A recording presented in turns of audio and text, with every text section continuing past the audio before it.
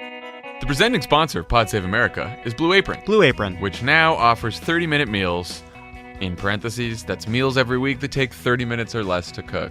I don't know, if you didn't understand 30-minute meals, you shouldn't be operating a fucking stove. But keep listening. Which are designed with your busy schedules in mind and made with some flavor and farm-fresh ingredients you know and love. Get $30 off your first meal with free shipping by going to blueapron.com/crooked. Blue Apron is a better way to... Trump is Rubio now. Cook.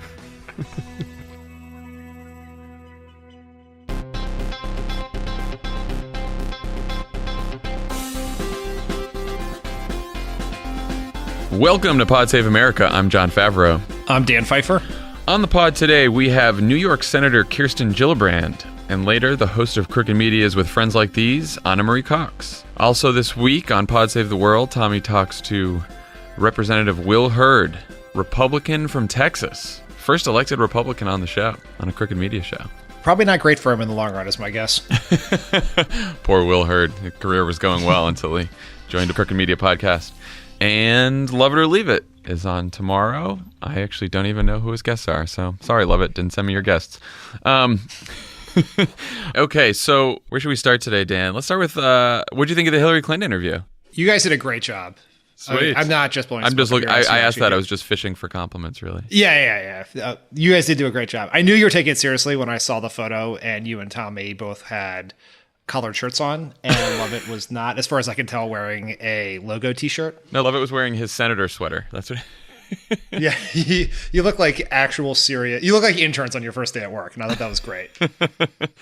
Yeah, no, it was. I thought it was good. Have you read the book yet? I am probably 50 pages in. I started last night or yesterday. I started. There is a great.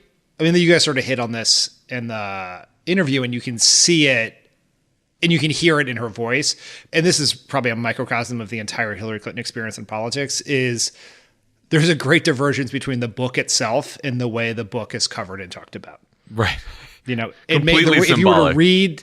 Yeah, if you were to read the coverage, you would think it was this bitter diatribe of casting blame on other people and refusing to accept any responsibility for a loss. And it's pretty much the opposite of that. And it's not an easy read because it's like those are really dark times for everyone. And like reliving Election Day or Hillary Clinton's speech, which I watched in a gift shop in Dulles Airport with people crying all around me. Yeah, those so are awful. hard things to think about. Or Inauguration Day and putting yourself in her shoes. It's honest. It's an honest. The parts I've read are like an honest, very open, raw take on an absolutely brutal experience.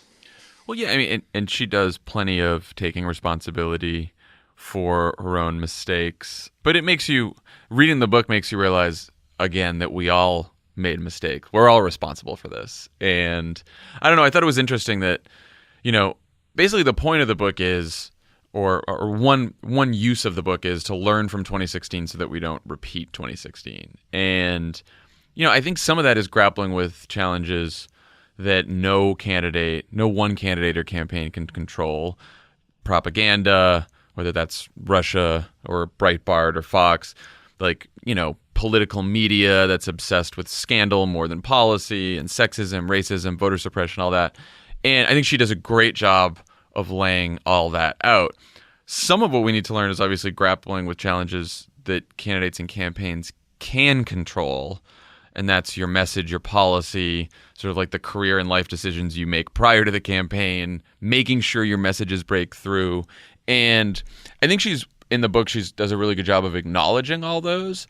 I think she has less to say about how to change those things going forward, because I think she honestly is not sure, Yeah, and neither are we, clearly. Exactly. Anyone who listens to this podcast knows that those answers aren't clear, and it's not clear how applicable those lessons are to any other situation other than Hillary Clinton v. Donald Trump. Because, right. I was talking to someone this morning about the book, and I was saying how open and honest it felt and raw, right? As I said, in the early pages. And the person said to me, if that Hillary Clinton had shown up in the campaign, would she have won? And your initial thought is yes, of course, which is just the greatest trope of post-election coverage. If the Al Gore who gave his final press speech had shown up, then he would have won. It's the thing about Hillary Clinton, though, is it's impossible. If she had been sort of that casual and honest and human-like on the campaign, it would have been covered and treated as if it was a cynical political play to be inauthentically more authentic. Like it's not like there are because of the way Hillary Clinton is covered and treated in the political conversation is just fundamentally different than anyone I can think of in my time in politics. It's just, you thought about this in when the book was coming out, my initial take was, I do not want to relive the 2016 primary. Yeah. And then there's this huge debate over should Hillary Clinton write a book? Why is she writing a book? Why is she distracting us from 2018? It's like that conversation only happens about Hillary Clinton. No one else. Right? Like Bernie Sanders wrote a book. Yeah. No one said that about Bernie Sanders, right? So John Kerry stayed on the political stage after he lost. No one complained about that. And it's just there's something about Hillary Clinton, not herself, not the person Hillary Clinton, the incorrectly, wrongly, unfairly vilified political persona of Hillary Clinton, which is automatically turns every political conversation stupid. And I think that you sort of can understand when you see the reaction to the book, it also helps you understand why the task before her in running for president was not that she didn't make mistakes, she certainly did, but the task before her was more challenging in reality than it probably was on paper because of just the things that certain politicians have available to them are not available to her because people do not give the political conversation does not give her the permission structure to actually do those things. Yeah, and I think the challenge was somewhat obscured by the fact that she leaves the State Department with like a 60-something% approval rating, very well liked, higher approval rating than Barack Obama at the time, and so you think, okay, maybe all the problems that we've had in the past are in the past, and they certainly were not. What did you think about the Sanders stuff, the Bernie Sanders stuff? That was another, because I mean, look, it's funny when I said that when I asked her the question about Sanders, I specifically phrased it so that she wouldn't have to talk about Bernie or attack Bernie. I wanted to know about this going forward as a party. Are we a party that needs fundamental reform and change in our policy and our message, or are we a party that almost won and needs some tweaking? So I thought she would answer that, and she used the occasion to go back and take a few shots at Bernie again. Yeah, I mean, that was as aggressive as I have seen. Well, I mean, that's not fair. I don't want to say it that way, but I'm even hesitant to answer this question because it's so scary, isn't it? Yeah, I mean, it's scary for whatever side of the debate is going to just go right up in our mentions. Yeah. But but even beyond that, it's just it is important. And at this book and Hillary in the interview and in her larger press tour, all of which is less consequential than her Pod Save America interview, is in some part about learning the lessons, right? And it's the lessons about specific democratic strategy. It's the lessons about that America is not exactly, in some ways, what we thought it was coming out of the Obama era. That sexism is, and I want to get to that in a minute, is a bigger force in politics than I think a lot of people imagined. Hillary Clinton was probably not one of those people who imagined that, given what she's been through in her life, and a lot of women, like Senator Gillibrand, have experienced. Right. But so there's a whole host of things about it that are important for us to just understand what happened, because it is a seminal moment in American history, and hopefully we recover from it. But the Bernie part, I understand her raw feelings, and as I said to you earlier, I can only imagine how we would have felt if we had gone through that long, bitter primary with Hillary Clinton and then lost to John McCain. Mm. I can imagine that we would have had a lot of grudges about that. So I am sympathetic to the emotions behind that. And I do believe that many of Sanders' attacks on Hillary Clinton were unfair. and they were at their heart pretty deep character attacks. But that was he was not wrong. He had a case to make. He was running for president. He can make that. They weren't out of bounds. They were tough. But yeah. I am not sure that Clinton's assessment of Sanders' role post primary is fair. I was in the convention when he put her name in a nomination. Which is interesting because she mentions that in the book. That's why she's actually a bit more charitable to him in the book than she was during our interview, and has been covered in the press. And she did not choose to emphasize those more charitable moments that she wrote about. Because when she says he should have argued with his supporters, I think that doesn't mean, I could be wrong, but I don't think that means like his prominent elected official endorsers or his former campaign staff, like Jeff Weaver or Tad Devine or some of the people who we came to know on the campaign. Because in my recollection, they followed Bernie Sanders' endorsement and did what they could to help Sanders get out there and campaign for her. I think she means the quote unquote Bernie bros on Twitter. And I'm just not sure. I'm not sure how he would have achieved that goal. I don't think he could have. Yeah. I also think it's like, look, to me, what matters more than sort of the personal animosity that lingers between them is, the policy message implications going forward. And it's interesting in the book, and this was Ezra Klein's first question to her, which I figured it would be. There's at one point in the book, she talks about Democrats needing to be bolder on their policies, and she starts talking about how they almost proposed universal basic income that was paid for with, some tax on any company that makes money from natural resources, so oil companies and some telecom companies, and it's this extremely progressive policy.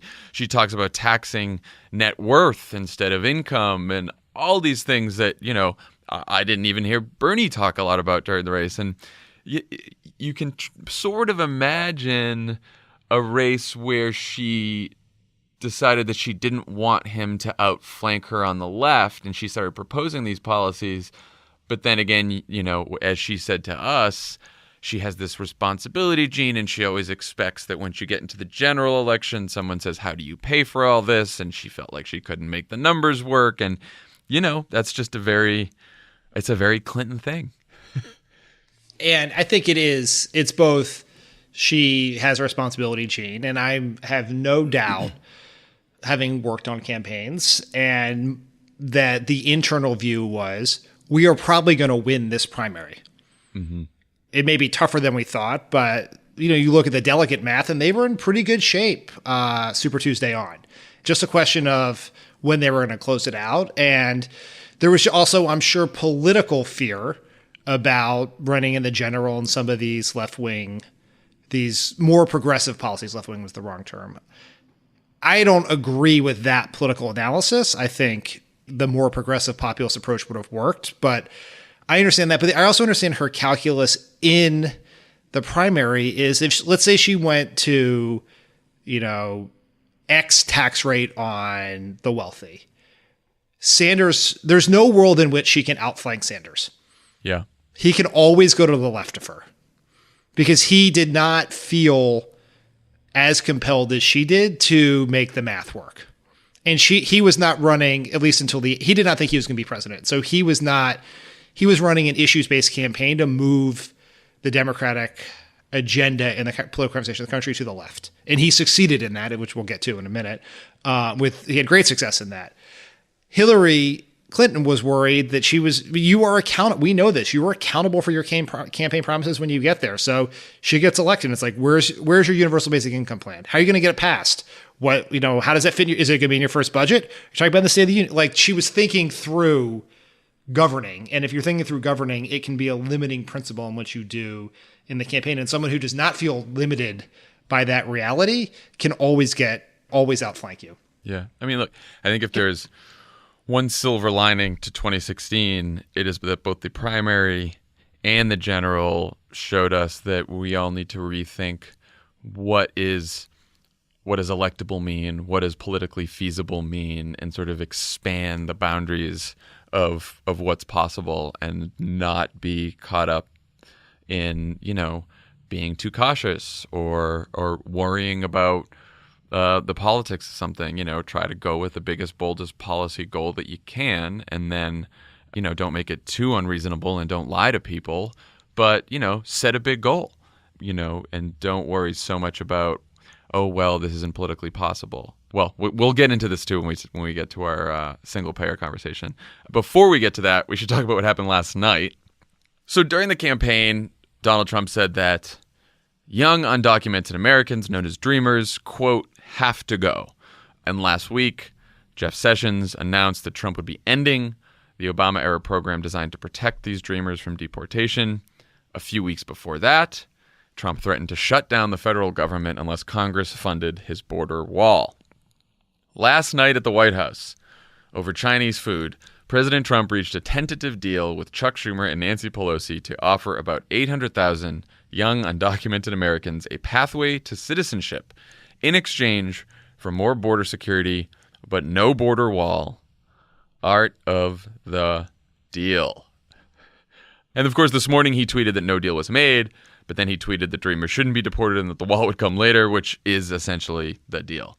Dan, what do you think? What do you think changed? He said no deal, and then laid out all the provisions of the deal Schumer and Pelosi announced last night. Once again, rendering his press secretary, who tweeted there was no deal, looking like a fool out in the world. Yep, that's right.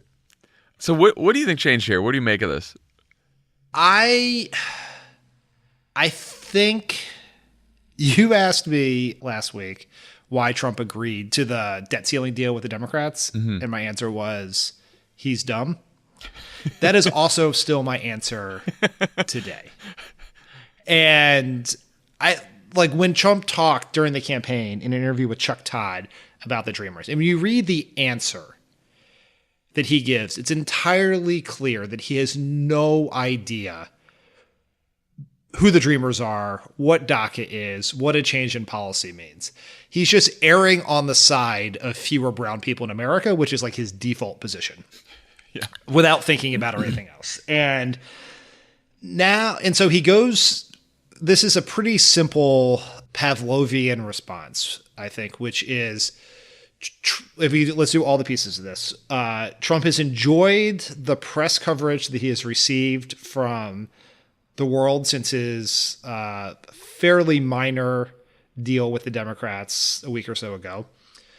Trump still remains mad at Paul Ryan and Mitch McConnell for screwing up healthcare and just being terrible at their jobs. And 3, he was offered a way out of a problem, and he took it without thinking about it.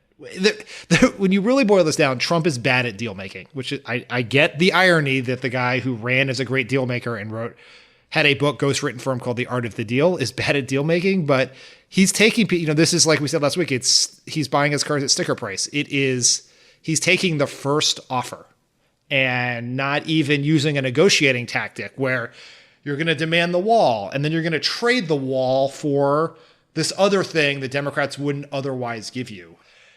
So I say all that. I will add that I think this is good for the world, and I'm glad it's happening if it proceeds on the path that we hope it does. I think it is great. It is great all around.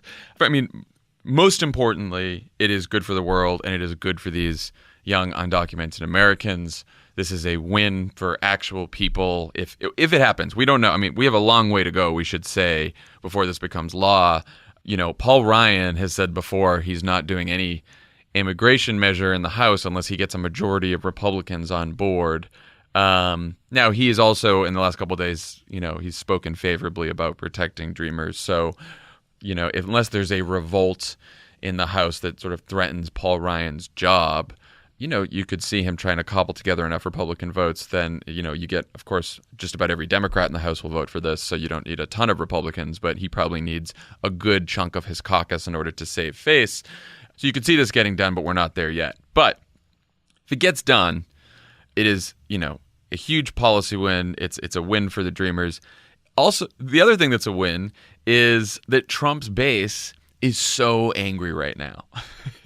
So some of the media reaction last night, basically the MAGA media reaction is split here. Breitbart ran a headline that just said Amnesty Don, which is awesome. Ann Coulter said at this point, who doesn't want Trump impeached? Laura Ingraham was critical, and Steve King, renowned racist from Iowa, said, quote, Trump base is blown up, destroyed, irreparable, and disillusioned beyond repair. And it's just, I couldn't get enough of these tweets last night. It was so enjoyable to read these. The only people who are still with him, of course, are the biggest fucking lackeys in the whole universe. Is the crew on Fox and Friends and Sean Hannity. That's the only people that stuck by him. Sean Hannity said McConnell failed so miserably with healthcare that now POTUS has to deal with Dem leaders. So he went with the look what Mitch made him do line of attack. I mean, he's not wrong. Right. I mean, sort of. Yeah. First and last time I'll say that about Sean Hannity.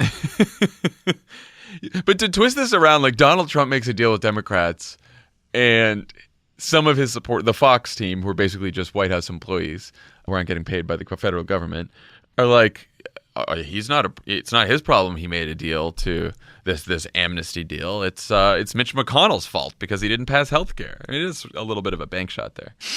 Yeah, they are twisting themselves into a pretzel to stick with Trump. Hey, look, I do not like it when Trump gets good headlines. Like, that makes me unhappy. But if Donald Trump is going to do the exact same thing that President Hillary Clinton was going to do, I'm cool with that, because this is the exact deal that Hillary Clinton would have struck with Paul Ryan and Mitch McConnell, presuming they stayed in the Republicans retain control of Congress, to pass the DREAM Act. Yeah. It's been sitting there. This is the deal that's been out there for a long time. Republicans did not want to do it with Obama because they don't like to do things, because they were hoping that they would win an election and get to do something about it and end the program. And now Trump is going to do Hillary's bidding, which is fucking wonderful. Yeah, I mean, look, Trump is a clear and present danger to the globe. And we need to, elect him out of office or get him out of office as soon as we can. But while we're waiting for that moment, it's great if he will do things that we agree with. It's very simple to me. It's not like this is something that needs to like twist Democrats in a knot, like, should we be happy for Trump or not? It's not about Trump, right? Like, you're right that he will get some good headlines from traditional media and all the people in D.C. and the D.C. pundits and stuff like that. And it'll drive some of us crazy because it'll be like, Trump, the bipartisan independent deal maker, blah, blah, blah. But like I said, it's both substantively this is good, but also politically, I think, one thing we missed a lot of during the campaign is how much conservative media sort of drives that base. And I'll say something else pretty crazy. What Steve Bannon said on 60 Minutes is right in that this DACA decision, if it goes forward and they enshrine DACA into law, it will cause a civil war in the Republican Party. And you're seeing it already. Like Breitbart and Coulter and some folks lining up on one side very much against this decision. And then the Fox and Friends and Hannity's of the world still favoring Trump. I mean, this is going to cause a huge political problem in their party, which is also good for us. So I think this is excellent. In the last 7 minutes or so, we have applauded something Donald Trump's done, agreed with Sean Hannity, and affirmed a statement of Steve Bannon. Our iTunes rankings are about to go in the toilet. What is happening today? Anyway, so we'll see. I mean, look, the other question is, how long does this new Trump last? Do we trust him? I don't know. Yeah, approximately 7 minutes, because immediately after the deal was announced, Trump went on a tweet storm against Hillary Clinton, criticizing her for her book. Yeah, no, so he's playing the hits. We are there, not the independent, bipartisan, new, freshly pivoted Trump is bullshit. We will take this deal, presuming it comes to conclusion, any day of the week and twice on Sundays, but let's not pretend we have a new president. I will say one thing, after having listened to you guys on Monday. As you know, I shared your outrage about all of the ridiculous coverage overselling the simple moving of a debt ceiling vote as some sort of Reagan, Tip O'Neill style tax reform deal. But the argument was there was no conservative principle that he sacrificed in order to do that deal. This is actually one where you can say he gave Democrats something they wanted, even if he also somewhat agreed with it, in exchange for almost nothing. But we'll see. But there is an actual this is an actual substantive bipartisan deal if it comes together. And the other thing was I just good don't for want Democrats, but stupid. I just don't want to separate intention from result here. Like the result is that he stumbled ass backwards into a great partisan deal. It certainly was not some strategy or intention. Everything is impulse. He like you said, he likes coverage when it's good for him. He doesn't like it when it's bad for him. He makes decisions about life and death in the country based on, Fox and Friends versus Morning Joe. And also he has some personal grudge with Paul Ryan and Mitch McConnell now, so he thought he'd piss them off by having Chuck and Nancy over for Chinese. And suddenly we have a deal. So it's like, that is the best part of the whole thing. That someone reported that Trump believes that the policy issue on which he and Senator Schumer are closest is Chinese trade. So they serve Chinese food. It's problematic on so many levels. So many levels. It's so simplistic that it is just mind-boggling. Like, I would like to know what they serve for dinner if, like, Medicare reform was their closest issue. It's so good. It's just so good. It's pretty great. Okay, let's talk about healthcare. Speaking of healthcare, 2 bills introduced yesterday. Let's actually start with the last-ditch attempt by the Republicans to repeal and replace Obamacare. This is a piece of legislation from Lindsey Graham, Bill Cassidy, Dean Heller, Dirty Dean Heller, and Ron Johnson. In some ways, this is actually the worst of all the Republican healthcare plans, this last one standing. It hasn't gotten a lot of attention, but basically this plan cuts the Affordable Care Act by $20 billion, and then it gives the rest of the money to the states to spend on whatever healthcare programs they want. But 20 states, mostly large populated states, also blue states, will lose anywhere from 35 to 60% of the funding they currently get from the Affordable Care Act because of a formula in the bill that gives sparsely populated red states more money. States could also get waivers that let insurers charge sick patients higher premiums and stop covering essential benefits like maternity care or prescription drugs. The estimate here is about 32 million people will lose their coverage within 10 years, including 11 million on Medicaid, and premiums spiking 20%. So the good news is no one thinks they have the votes right now. McConnell didn't promise to bring it up. He told them to go find 50 votes on their own. Cornyn, who's the whip, the vote counter, he said he didn't see the votes. Ted Cruz said they have about 44, 45 votes right now. We got Rand Paul as a no. And then the big thing is their deadline on this is September 30th. Once we pass September 30th, they go back to needing 60 votes to pass any kind of Obamacare repeal and replace, and they can't do the reconciliation that only gives them 50 votes. What do you think of this, Dan? How worried should we be? Because I am not worried, we should probably be very worried. Like, I think we should. The odds are long for them, and there doesn't seem to be a ton of appetite for it, but we thought the same thing the first time the House took it up. We thought the same thing when Dean Heller and others killed healthcare, and then healthcare came back, and then it was killed again, and then McCain finally killed it. Up until the clock strikes midnight on September 30th, we should maintain a healthy level of paranoia about the Republicans' desire and ability to snatch healthcare away from people so they can give tax cuts to millionaires. Like, that's not going to go away. Yeah.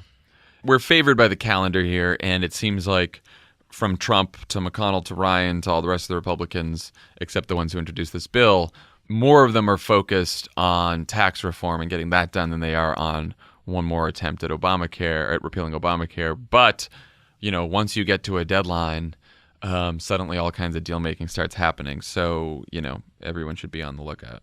Yeah, I would say a non-encouraging sign for the Republicans on this is when they had their press conference, they invited Rick Santorum, who Why left did the they Senate do that? a decade ago. No idea. And I think they were like short a senator. They're like, this guy was once a senator. Let's bring him along. And maybe people forgot.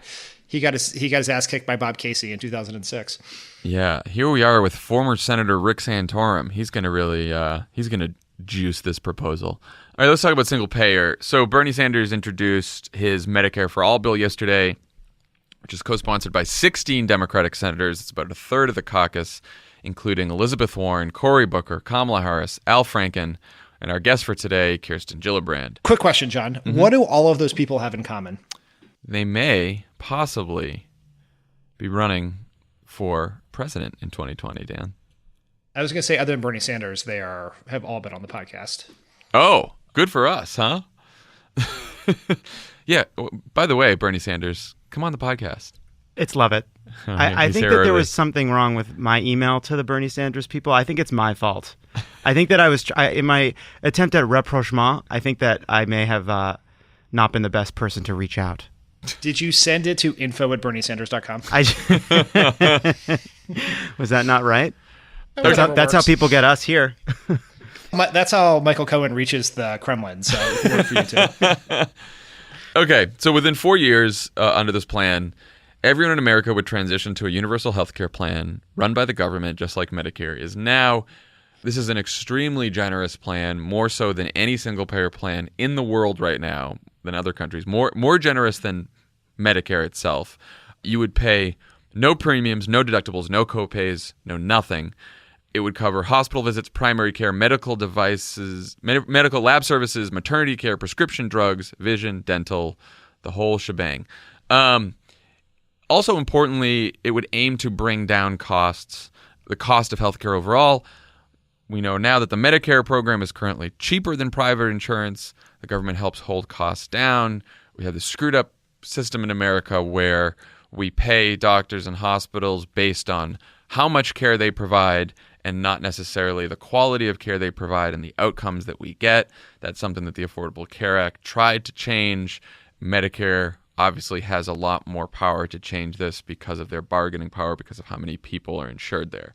The deal with Bernie's plan is everyone would get about 4 years to transition from their current insurance plan to this new plan. How much? Hugely expensive. Sanders did not lay out the details on that. He did have a separate white paper that offered some possibilities for paying for it, including higher tax rates on high-income people, a 1% federal wealth tax on the net worth of the wealthiest 1/10 of 1%. All of these tax options add up to about $16.9 trillion over a decade, and still not sure if that would be enough to pay for this. One thing I should say that's important is higher taxes, don't have to mean higher healthcare spending, since no one would be paying premiums or copays anymore. So, Dan, what do you think about this? How big is this? I mean, it's hard to overstate how fast the politics have shifted on this.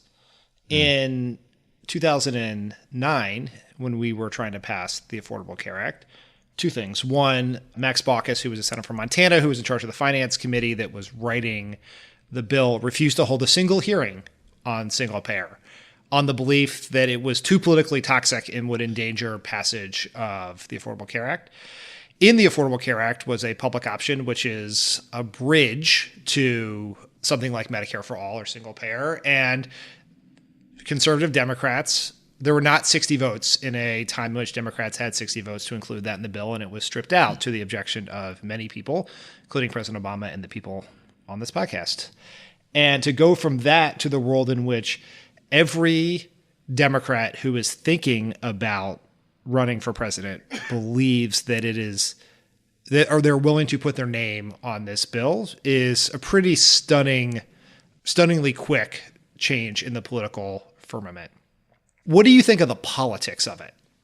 It's interesting. I think that the politics of it are good. I mean, you can start with, something like 65% of Democrats now believe we should have a single-payer plan. I think overall the politics are pretty good. I think telling people that instead of, spending all this money in this country on insurance companies and insurance CEOs and prescription drug companies, and instead we're going to spend care on people, and people aren't going to have to pay for care, and we're going to hold down the cost of healthcare. I think those are all good messages. I do think that if you're an advocate of single payer, if you're an advocate of this bill, which I am, you do need to think through how you're going to pay for it and be honest with people about how you're going to pay for it, and not take questions about how you're going to pay for it as, oh, well, you're against this and you just must be in the pocket of insurance industry and, you're a shill and blah, blah, blah. Like, we have a responsibility that if we're going to put forward this plan to tell people, we want this, this is the best way to go, this is the best way to have healthcare in America, this is the best way to insure everyone, and here's the way we pay for it, and we're not afraid to talk about that. So that's what I think. So if you were running the campaign of a 2020 candidate, would you tell them to put all the details out in the course of a campaign? I'm not saying they have to do it in the run up, but so you're out there, you're going to give your mandatory speech rolling out your healthcare plan. You think you got to do the pay fors? I think you got to give the some options for pay. Like, I think what Bernie did, which is a separate white paper that had a bunch of options for pay fors, is a good idea. I would probably, if I was running a campaign, narrow those down, pick some, and go around, and that would be the message. I mean, at least you want to get in the ballpark. I don't think you have to have this fucking scored like the CBO would score it while you're running for president. But I do think you need. I mean, it's just part of the message because, it's one thing to have ads that talk about this. It's one thing to go out there on the stump. At some point, you're going to get in a debate or you're going to get an attack, and someone's going to say, well, how do you plan to pay for this? And, you need to be able to give a reasonably good answer that's believable, and you need to have a follow-up when someone gives you a follow-up. I think that's all you need, and I think that's doable. Do you think you do that even if you're running against Trump? Oh, I think you do that especially if you're running against Trump. I think it's so funny. This is what we talked about with Hillary Clinton, and she had this, I think it's mistaken to think that you need to have every detail worked out. But I think if you're running against Trump, it is an equally good message to say that you're going to pay for this by raising taxes the richest people in this country. Dan is love it. I know he wasn't going to be able to fucking... It's sit 10. quiet The danger, for 5 minutes. the danger of moving the studio within 10 feet of his The desk. master of single payer over here. First of all, it's 10 o'clock. I'd be talking at the studio too. This is how it goes. Isn't this one of the lessons, though, that Republicans have spent a long time separating politics from policy? Paul Ryan and Mitt Romney can run around talking about all the things they're going to do to cut taxes, but then when it comes time to paying for it, they're extremely vague or they just lie about it. Trump's even worse. I mean, isn't one of the lessons of 2016 that we should be extremely vague and lie about it? No, not that we should lie about it, but that we can simply go back to, as a country, we spend X on healthcare. We can make up for this by cutting what we spend on healthcare and by making people pay their fair share and leave it at that. Do you have numbers that make that work? What I'm saying isn't what Hillary Clinton told us is she was like, I was waiting for the point where somebody asked me, do you have the numbers that make that work? And in 2016, it didn't happen.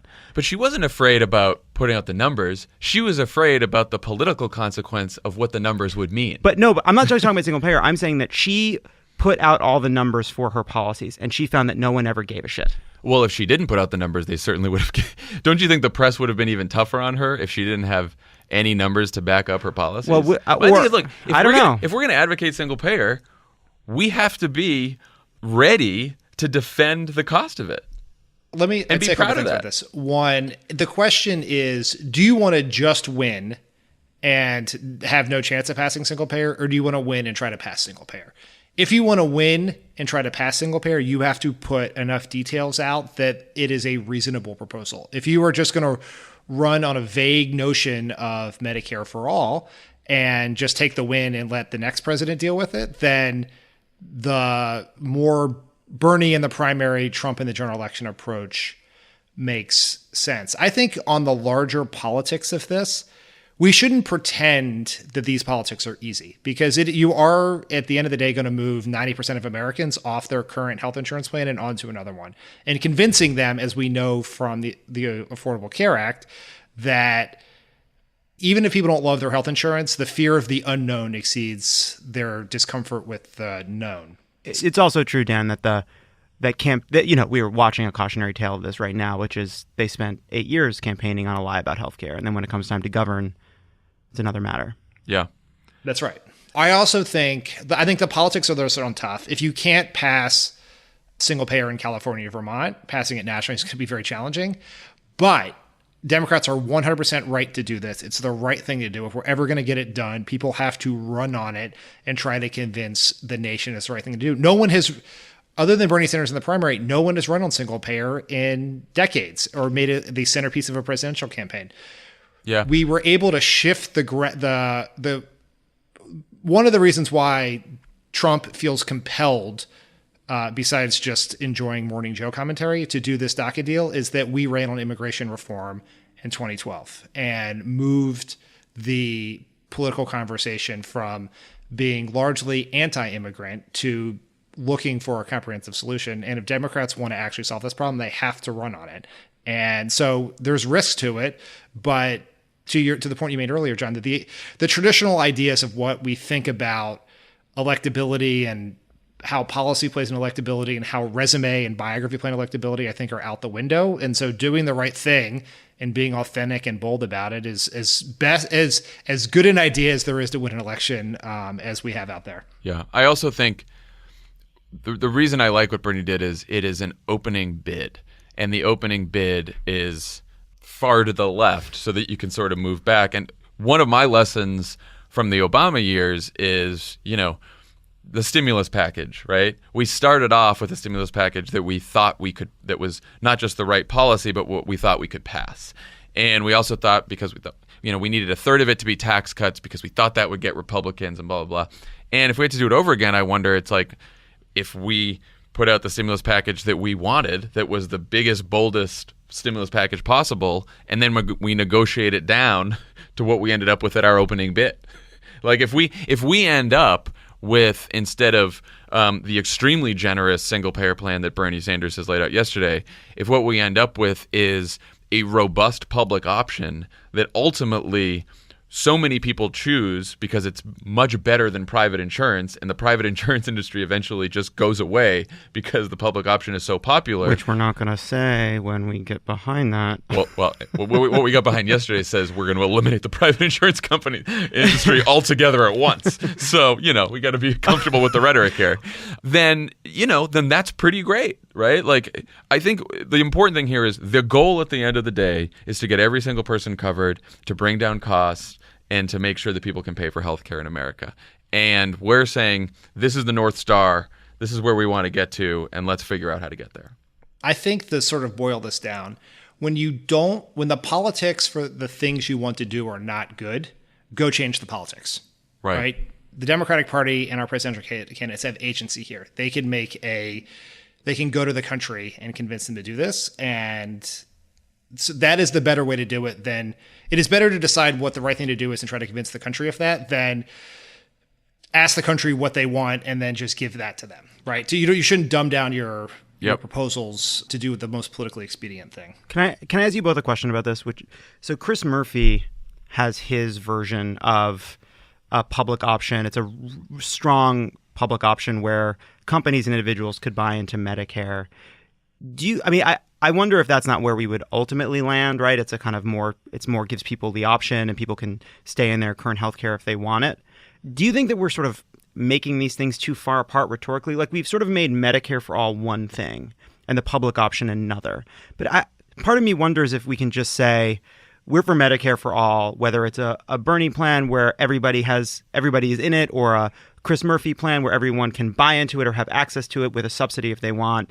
I mean, I'm just wondering if we've kind of made these things too far apart. I don't even know if we have made them far apart. When you dig into Bernie's plan yesterday, it's a 4-year transition. The first year just starts with the lowering the age to 55, which is like Joe Lieberman stopped. Which is Sherrod Brown's plan. The second year is, raising the age for young people, and it kind of goes and meets them in the middle. Like the final year is like 35 or 45, right? And so even Bernie's plan has this transition. So it is, I don't want to exaggerate the differences as long as you're someone who's proposing, a robust public Medicare plan that more and more and more and more Americans can buy into. Right. I mean, the ultimate solution here is probably a transition period, right? Where it's like we're going to do the public option and Medicare buy-in. That will transition to Medicare for all. As opposed to, it seems unlikely that we're going to pass a bill and 2 years later, everyone's going to be on Medicare and private insurance will be eliminated in this country. You will need to transition into it. And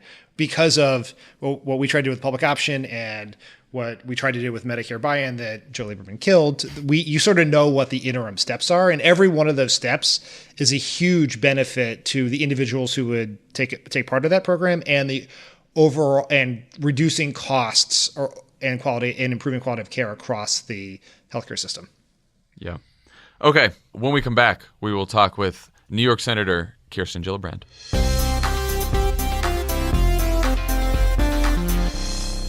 Pod Save America is brought to you by Squarespace.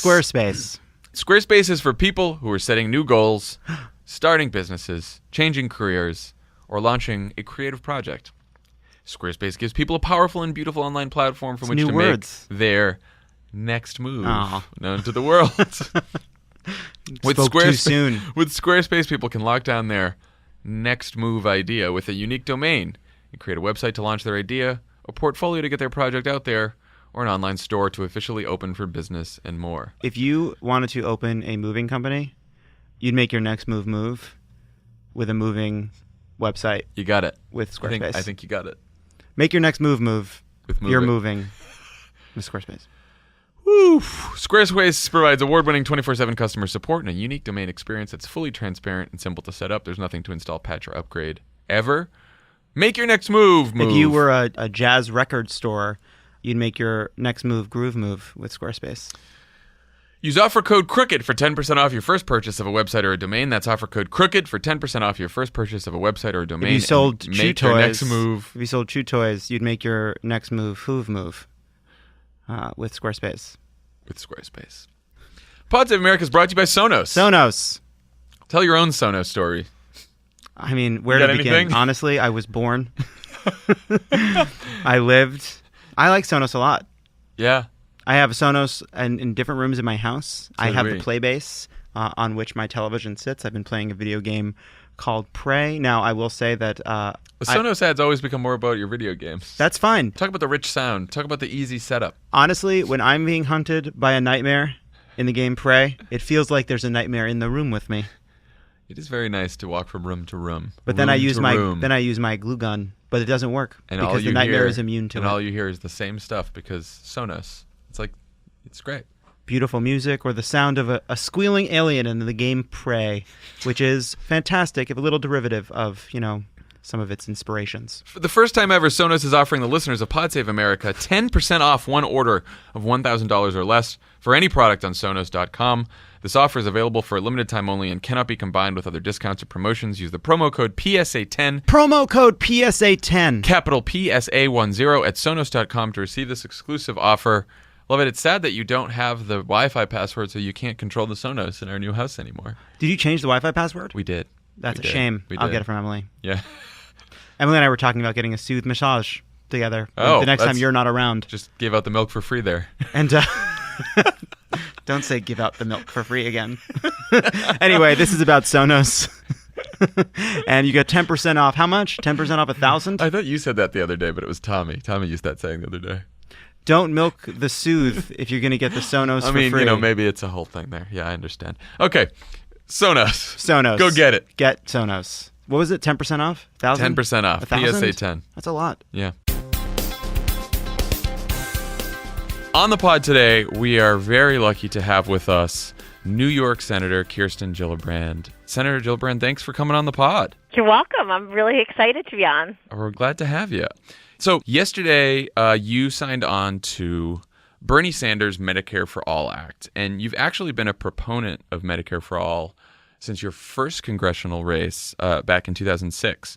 So it seems like there are two big challenges here with this bill or this legislation. One is figuring out how to pay for it, and two, which is something we all worried about during the Affordable Care Act debate, persuading the 90% of Americans who have health insurance that we can transition them to a Medicare plan with, little to no disruption in their lives. So how do we meet these challenges?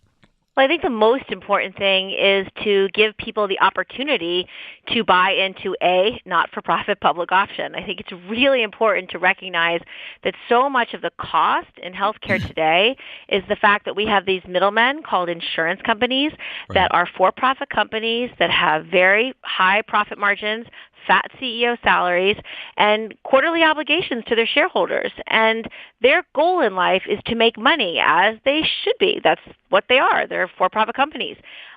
We need someone who's running this that actually cares about people and puts people before profits and puts the health and well-being of Americans first. And so you need at least a not-for-profit public option. And so over the next 4 years under our bill, and this is the part that I worked on to write, is let people buy into Medicare at a price they can afford and do it over 4 years so people can be eligible each year to buy in. And it lets people see how much less it costs if you're not guaranteeing fat CEO pay and profits for these insurance companies. Over time, I think people will then begin to see it's not only less expensive, but it's higher quality care. And so the reason why Medicare for All is so important is because you have to move away from a for-profit system into a not-for-profit system. You cannot get, in my opinion, to universal coverage and affordability at the same time. And that's why states that have one or two providers are struggling, because they might have a low population, they might have an older population, they might have a sick population. And so those insurance companies can't make enough money, and that's why they're not there. So while Obamacare did a lot to get us in the right direction, it protected kids up to 26. It said you can't be dropped coverage just because they're a pre-existing condition. It made all these changes that really matter. It's still based on a for-profit system, and so it's still too expensive for a lot of middle-class families, for a lot of small businesses. It's still too expensive. And so to really get costs down, you need to be able to take the insurance companies out of the equation, and you need to be able to negotiate in bulk for the lowest cost for drugs. You have to be able to take on the drug companies and say, we deserve to be able to buy in bulk through Medicare or Medicaid and get lower prices for people. So it's interesting. You mentioned adding a not-for-profit public option. That was actually the plan that Hillary Clinton proposed in the 2016 election, adding a public option. And even though her and Bernie fought quite a bit over her plan versus his single-payer plan, do you think those differences were overblown? Because, you're talking about adding a public option and then ultimately transitioning to a Medicare for All single-payer plan. Do you think this is just sort of a difference in how we transition, how fast we transition? What do you think about that? Well, I think our goal has to be single payer. We have to get to a place where all Americans are covered no matter what, and that healthcare is a right and not a privilege. So that has to be the goal for all of us. But I think the buy-in is the best way to transition, because honestly, if you give people a chance to have Medicare, I can't tell you how many people, when I've traveled around this state, who have said to me, I'm 55 years old, I just got laid off, I don't know why, I have to be in poverty to be eligible to Medicaid. It's not fair. Why can't I be eligible now for Medicare or Medicaid? And it's what people want, and it's not partisan. I mean, as you mentioned, when I ran in 2006, I ran on Medicare for All. I said you need at least one not-for-profit public option, and I said people should be able to buy in. And people liked it, and that was a very Republican district. And so it makes sense. It's really common sense, and it's all about where the money goes. And the money should be going entirely towards health care, not to overhead, not to profits, not to CEO pay.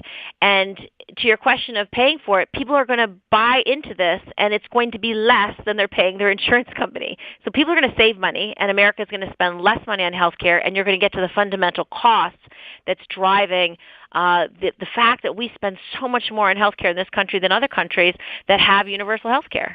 Senator, like all things, this is a question of both policy and politics.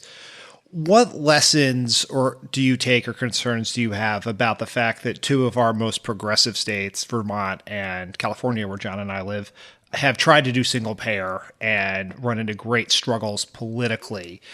What lessons do you take from that as you think about how to do this nationally and, obviously a much different environment than California and Vermont? I think people just have to understand what it is about. When you really simplify it and say, should money be going to insurance company CEOs and insurance company profits, or should be money being spent directly on your health care? It's really obvious to most voters. And so when you present it like that, they say, of course, I'd rather the money go to health care. I don't need to fund insurance company profits. And so it's simplifying the system, and then it's making all health care available to all people. And that's why having single payer, that's why having Medicare for All is really a very elegant solution that solves our greatest problem, that too many people are priced out of health care today. And it's really, in some circumstances, for the most privileged among us, and it's just not right. It's morally wrong. So I think if you talk about it in that way around the country, they're going to support this. The debate sometimes becomes very toxic and misleading, and so if you really just speak truth to power, I think it's going to work. And I think people want to have Medicare for all. I think they know their grandparents or their parents are on Medicare. They know they generally like things. They'd like drug prices to be cheaper. We need to deal with that as a cost measure. And then you can begin to create a healthcare system that's not focused on fee-for-service, but it's actually focused on well-being of patients.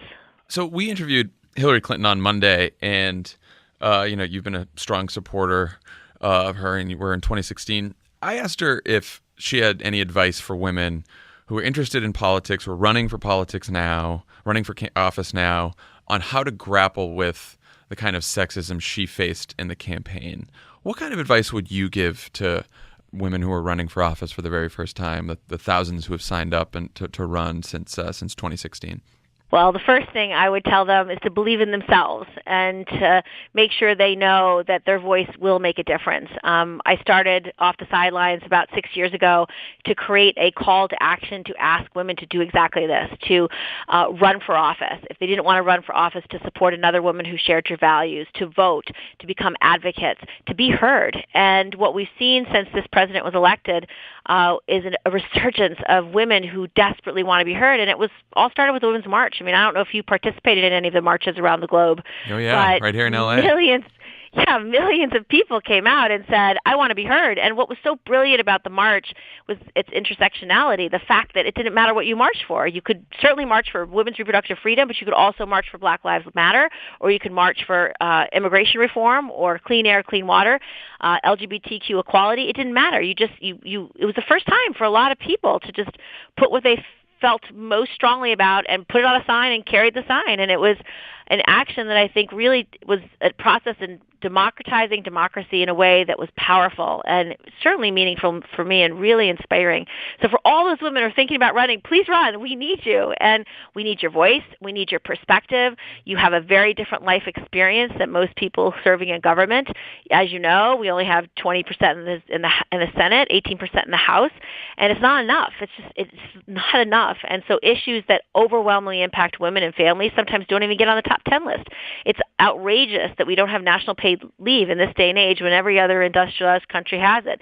We don't even have equal pay for equal work yet.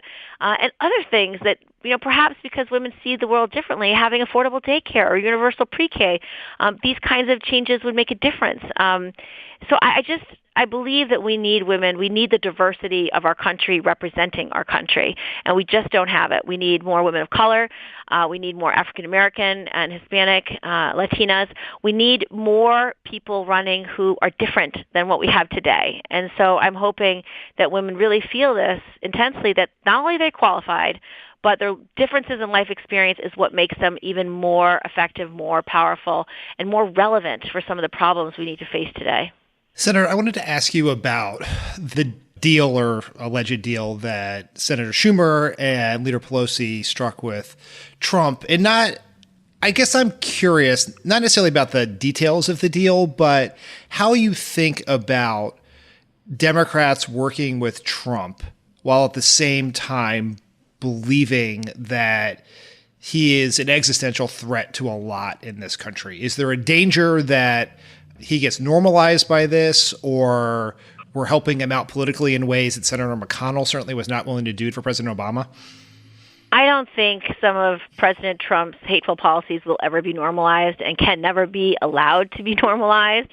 So when he's objectifying and discriminating against transgender troops, you stand boldly against him and you say why that's immoral. When he wants to say that kids who are here under DACA can't stay, you stand up against him. But if he wants to do something good, and his desire is to actually help people, there's no reason why you shouldn't do it. And in fact, it would be immoral if you didn't do it. If he wants to make sure we pass the DREAM Act tomorrow, I will be the first one to say, I will work with you to pass the DREAM Act tomorrow. So we have to do both. When he does something that's toxic, wrong, or immoral, we have to stand strong and fight hard. And if he wants to do something that helps people, that is our job, to work with him to help people. That is why we are here. We are public servants first. And if people let politics get in the way of helping people, they're not doing their jobs. So you're someone who used to have a more conservative position on immigration when you first ran for Congress. Now, you're one of the strongest advocates for a path to citizenship for undocumented Americans. Talk a little bit about your evolution on this issue, and also how do you think Democrats should approach immigration policy going forward? Well, as an upstate House member, I just didn't have enough experience understanding the trauma that families face who are dealing with immigration in this country. My district was maybe 98% white, and I didn't take the time to understand why this issue was so important and how harmful anti-immigration policies are. And so when I was appointed to the Senate and was given the job of representing the whole state, I spent time with families all across the state to hear from them about what their lives were actually like. And I have to say I was horrified that I hadn't been sensitive enough, that I hadn't understood how difficult and challenging some of these hateful policies can be for a family. And I can't imagine what it's like to be a child whose parents could be shipped away at any moment. Like, I can't imagine the anxiety that they feel. And so I feel so strongly now that we have to work much, much harder to protect these kids, to protect these families, and to really make the case about how important the history of immigration is in our country. I mean, we are a country founded by immigrants. Part of the strength of our democracy is because of our diversity. Part of the strength of our economy is because of our diversity. And I've met with refugee populations, with immigrant populations across our state who, when they come here, all they do is grow the economy. They start businesses, they start families, they invest. And so we need comprehensive immigration in this country. We need pathways to citizenship. We have to protect the kids who are under DACA and who are our dreamers. So I just feel like our country, it's not about tolerating diversity. It's about the strength that diversity calls. Our country is stronger because of our diversity. Senator, I wanted to ask you about the amendment you're working on with Senator Collins about protecting transgender troops. What would that do to address the situation of the new Trump policy, and what are the prospects, do you think? The prospects are very strong that we can actually pass our amendment. Senator Collins and I have worked on issues that affect military personnel for many years now. She and I worked together on repealing Don't Ask, Don't Tell. And we, nobody thought we could repeal that policy. Even the advocacy groups were afraid to vote on that, but we did. And we pushed it because it was the right thing to do. And goodness prevailed on that day. I think the same is true here. We don't know how many votes we have, but we've just convinced Senator McCain to support our amendment, which is fantastic because he's seen by many Republicans as the leader on all things military.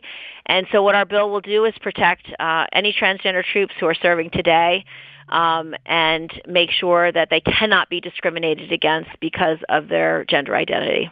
Senator, one thing we learned this week after interviewing Hillary on Monday is, from some of the responses, there's still a lot of deep divisions within the party between Bernie supporters, Hillary supporters. What are your thoughts on a message and policies that might unite the Democratic Party in 2018, 2020, and beyond? Well, certainly policies that really affect people deeply, like Medicare-for-All. I think being willing to take on the drug companies and getting health care costs down is one of the biggest drivers of economic insecurity in this country today.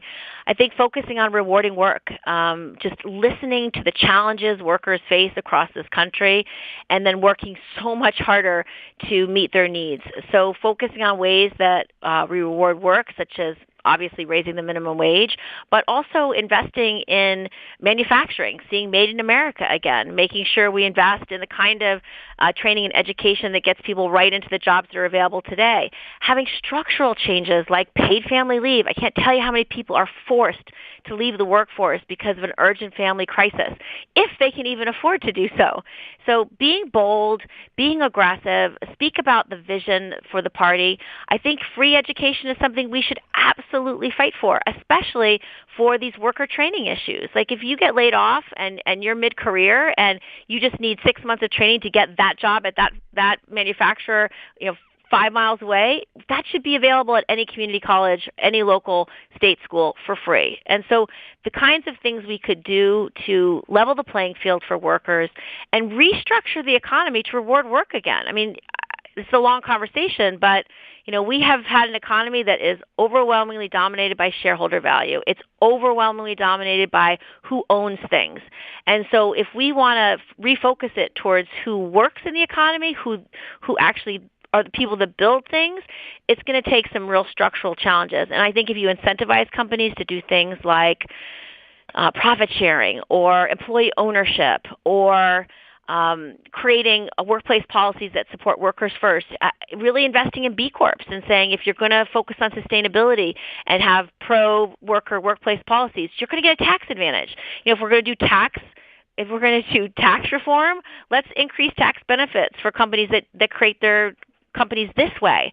And then support our unions. Our unions are our greatest voices for workplace fairness and to get higher pay for workers and really help communities understand that if they have someone negotiating for them, they're going to be more powerful. So really renew our commitment to helping unions be strong because they put people first. And so it's just this question of what do you do first, people or profits? And we are a capitalist country. We believe in capitalism, but we don't believe in greed. And that is the difference. That has been the divergence for the last several decades. And so we have to reward good companies that want to create jobs, reinvest in the middle class, and reinvest in their workers and make it more profitable for those kind of companies to succeed by investing in them. Awesome. Thank you so much, Senator Gillibrand, for joining us. And please come back again. Thank you guys so much. I really appreciate you including me. Oh, absolutely. Take care. Take care. Bye-bye. Bye.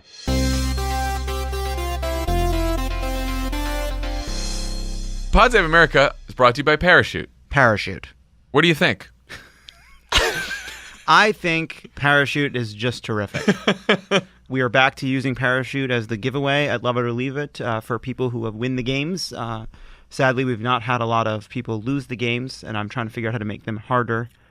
Yeah, I could win any of those games. Well, that's because you're a news junkie. That's because you're a fiend, a Twitter fiend. I'm going to help you come up with the fake. That, you know how it's like too fake to be true, or whatever that game is you guys play? I'm a casual listener.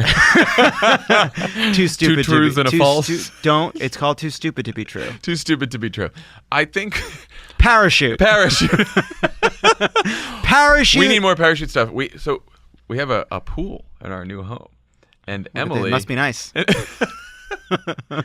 And Emily wants robes, parachute robes, for everyone who comes over. She mentioned robes for to when me they come out of the separately. pool. She wants to give our guests parachute robes. Honestly, it's ridiculous. Anyway, look, you don't have they're comfortable. You don't have to live like the Sultan of Brunei to enjoy parachute products whenever you want them. We like parachute. We need to take a trip. We need to do a Sunday trip. I don't know I don't even know anything about the Sultan of Brunei. Maybe they sleep on very low threat count sheets that are uncomfortable. It's one of those dog pools that you fill up with a garden hose. It's like the pool on the roof at the start of Weekend at Bernie's. That's right. You know what I'm talking about. Anyway, parachute. You get towels, you get robes. Go get some. And sheets and bedding. There's something we're supposed to say. Visit parachutehome.com/crooked for free shipping and returns. That's parachutehome.com/crooked for free shipping and returns. They offer a 60-night trial. If you don't love it, you just send it back. No questions asked. No questions Zero asked. questions. Zero questions. Parachute. Go get some. Pod Save America is brought to you by the Cash App. The Cash App. I, John, have ordered my Cash App card, and I signed it and personalized it, and it'll be coming in the mail. I can't wait. We all can't wait. On bated breath, we wait for the arrival. You're going to be throwing around that thing like it's nobody's business. It's nobody's. It's my business. Who you send and receive money from. The point is we're switching to the Cash App. We're not using the other apps anymore. We're not using those other ones anymore. So download it, put in the code PODSAVE. PodSave. You get $5. You get $5. $5 is going to hurricane relief. $5 going to hurricane relief. That's Harvey and Irma. There's many people in need. This is very important. So download the Cash App if you haven't already, or get your friends to. That's it. That's all we have to say about that. You have a group of friends, and you're going out to dinner, and you're going bowling, and you're going roller skating, and you're going to escape rooms. And the question becomes, how do we settle up? You know, you're not exchanging wads of cash like animals. We're doing it with this Cash App. Code PODSAVE. PodSave America is brought to you by Postmates. Postmates. Download the app. $100 in free delivery credit. Free delivery credit. Use it within 2 weeks. Within 2 weeks. Stuff comes to your house. It's food. I got a poke bowl last night. It could be electronics. On kelp noodles. Whatever there is in stores around you, the Postmate will bring it to you. I saw this option. It said, do you want your poke bowl on kelp noodles? And I said, let's give it a shot. What's the worst that could happen? It's one meal. I don't know what the worst that could happen. What is the worst that could happen? I don't know what the worst could happen because I had a great time. Because you know what? Turns out, lesson learned from Postmates, I enjoy kelp noodles. Postmates. Postmates. Download it today. Use the code CROOKED. Get $100 in free delivery credit. End of ad. On the pod today, we have the host of Crooked Medias with Friends Like These, Ana Marie Cox. Welcome. Hello, guys. Hi there. You just did an interview with our pal, Rembert Brown, right? I did. And if I do say so myself, it was fantastic. It was good for me. I hope it was good for him. I hope listeners appreciate it as well. We did a really deep dive into the piece that came out this week that he wrote that is a profile of Colin Kaepernick with a missing piece, which is an actual interview with Colin Kaepernick, but in a way, like, just as a magazine nerd and as a writing nerd, I'm sure you guys appreciated this about the piece as well, which is that one of the things it's about is that it's not Colin Kaepernick's job to be a celebrity and be in profiles. And it's not his job to be interrogated by people about his beliefs. He has a job, and he's doing it, which is that he's an activist now. You know, he's not at the beck and call of reporters or other people that want to question him. Like, he's doing what he needs to do. That's an interesting angle on it. I like that. And it's just a great piece. And obviously it's really current right now, not just because we are, in the middle of one of the most politically charged football seasons that we've seen in a while. But obviously Jemele Hill at ESPN tweeted some truths about Donald Trump, including the fact he's a white supremacist. And not only did ESPN discipline her in some unspecified way, but Sarah Huckabee Sanders asked ESPN to fire her from the podium of the White House. What's your guys' take on that as far as, like, using the White House podium to ask for people to get fired? I mean, it's fucking absurd. You know, when reality television star Donald Trump ran around calling Barack Obama and others racist, we didn't call for his firing from the White House podium, but we could have. Yeah. Perhaps we should have. You guys could have really nipped this in the bud. I think that's actually the real lesson here, right? This is the baby Hitler question as it relates to Trump. So that's super ugly in race news this week. Is it and other stuff too? What did you guys want to talk about? What do we got left on the list? Well, what we have left on the list is we didn't talk about the antics, the Chris Kobach antics this week. With Trump's voter fraud commission. Kobach wrote a piece in Breitbart where he said that Hillary Clinton and Maggie Hassan won in New Hampshire because of illegal voting by out-of-state residents. This is, of course, false. Most of these were out-of-state college students who had every legal right to vote in New Hampshire. What's the deal with this dog and pony show here? Well, in a way, it encapsulates, it's a microcosm of everything that's wrong with the Trump administration, which is to say that it's a poorly formulated idea that was poorly executed that will have very few real-world ramifications beyond just re-solidifying bad ideas. Yeah. Like Chris Kobach himself has said that he's not sure if anything's going to come from this commission. But as you guys know, propping up the idea that voter fraud is something that is a real thing that we need to do something about is itself a powerful idea. That's a powerful tool to broadcast to the nation that there is such a thing as massive voter fraud and that it's done on behalf of Democrats. The thing itself was almost literally a joke. Like at one point, they brought out antique New Hampshire voting machines to demonstrate. Like you would not pay a nickel to go see in a museum, Yeah. What do you think about some Democrats were calling on the Democratic members of this commission to resign, and they refused, saying, we need to be here to sort of watch Kobach's antics. What do you think about that? I'm torn. I think that the main reason I would say that they should be there is that one of the members of the commission, Hans Slabowski, do you guys know how to pronounce his last name? It's just one of those Not even complicated, gonna try. I have pronunciation issues on Eastern this podcast, European sounding names. I don't know. He's one of the main architects of this voter fraud. He asked that Democrats not be a part of the commission. So therefore, I think that they should be. If one of the main perpetrators of this lie doesn't want Democrats there, then I think Democrats should be there. I mean, I'm curious about you. This is a question for a lot of people on the left right now, is how much you should be working with the other side. I'm sure you guys dived into the DACA thing. Should Democrats at all work with Trump or work with Republicans? I mean, I think it's probably a case-by-case basis. Totally. Yeah. I think it's case by case. I think on DACA, it's our policy outcome. So, yeah, of course. It's not like we gave up almost nothing, or it looks like we're going to give up almost nothing.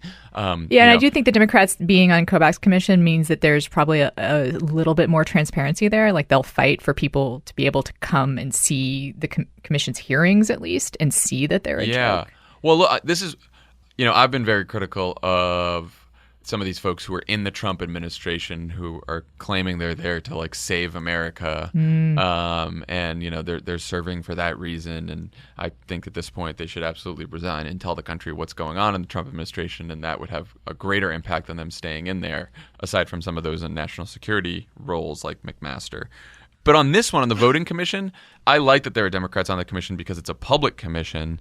And I think that if you have Democrats there, they can speak out and call out Kobach's lies to the public while it's going on. And I would imagine that if this commission comes to a conclusion that's insane and wrong, they will certainly not sign on to that, and they can use that position to speak out. And they will have some weight behind not signing on, right? Like, they'll be able to say, and this is why we're not signing on, rather than speaking from the outside.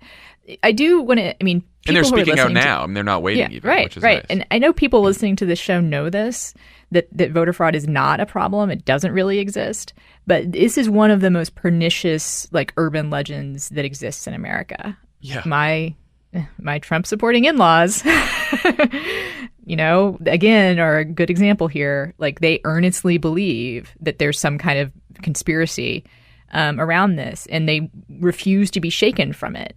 So the more that we can do to combat this in just the popular narrative, the better. And the best way to combat it, though, I think, is just continuing to fight against the unfair gerrymandering, and just continue just to register people to vote and do voter turnout. There's no, unfortunately, just make the evidence, put the evidence in the votes, if that makes sense. Yeah, and publicize some of these battles, on the local and state level, which our friend Jason Kander is doing so well. So I think that's an important thing to keep in mind. I think it's worth noting that Hans Van whatever, he was on the FEC. He was recess appointed because the junior senator from Illinois, to much controversy, put a hold on his nomination. So real prescient move there, Barack Obama. There you go. All right, guys. Well, so everyone should tune in. So with friends like these, your interview with Rembert Brown drops tomorrow. So everyone make sure you download. It'll probably be a little long. I'm just gonna toss it out there. I know people probably. I know some people don't like when we do those kind of bonus episode length stuff, but I think it's worth it. It's a really good piece. Hey, it's love it. I want to talk a little bit about salesmanship. I would say that there are probably other qualities besides the length of it that people might enjoy. The interesting qualities of the conversation, the fascinating insights that Rembert brought to the table. Perhaps long is a better thing because you'll be so engrossed in it you won't want to stop listening. I think time will fly. I think people won't even realize. I'm not even going to say how long it's going to be because people aren't going to know. because their sense of time will be warped by the investment that they have while they're listening. I don't know if you've been to McDonald's recently, but Americans like more. More podcasts, same price. Guys, I think we've bled right into the outro here. We're in the outro. It's here. Now we are because this episode is now long. Also, can I add 2 minutes to this intro before we go? Sure. So I was on a podcast last week called The Rights to Ricky Sanchez, which is the premier Philadelphia 76ers podcast. Oh yeah, I saw that. That's my favorite Philadelphia 76ers podcast. Well, good, because you came up in the podcast. One of the now you've got his attention. Now I was excited. Is a TV writer in LA, in Hollywood, and many years ago he interviewed to be your assistant on 1600 Penn. Cool. Oh, and now you did not hire him. You did not hire him, but you did tell him the main part of the job was to get you French fries whenever you wanted them. No, that's exactly wrong. Yes. That's exactly backwards. And now I'm glad I didn't hire Elijah, this person. this is the clip that we want to use. You can use this clip all you want, because I vividly remember what I said, because I ended every interview by saying the same thing. I am not kidding. If anyone brings me French fries, they're fired. And I'm going to ask for them. Seems like there was a lot of firing. Yeah, I went through 40 people. All right, guys. Well, that's all we have for today. We still have tickets to Pod Save America. Which Ann Arbor. Ann Arbor. What kind of Where I'm going to be. That's the show I'm in. Joining us. Yeah. It's crooked.com/tour. Also in Santa Barbara still in December, but that's a couple months away. But Ann Arbor is going to be in October, and we have a second show, so we still have tickets to the second show. Excellent. All your friends will be there. Come see us, guys. We'll all be here. All right, guys. We'll talk to y'all on Monday. Take it easy. Take it easy. Bye, guys. End of show. Good night and good luck. Just mixing it up on the outro. And that's the way it is. Courage.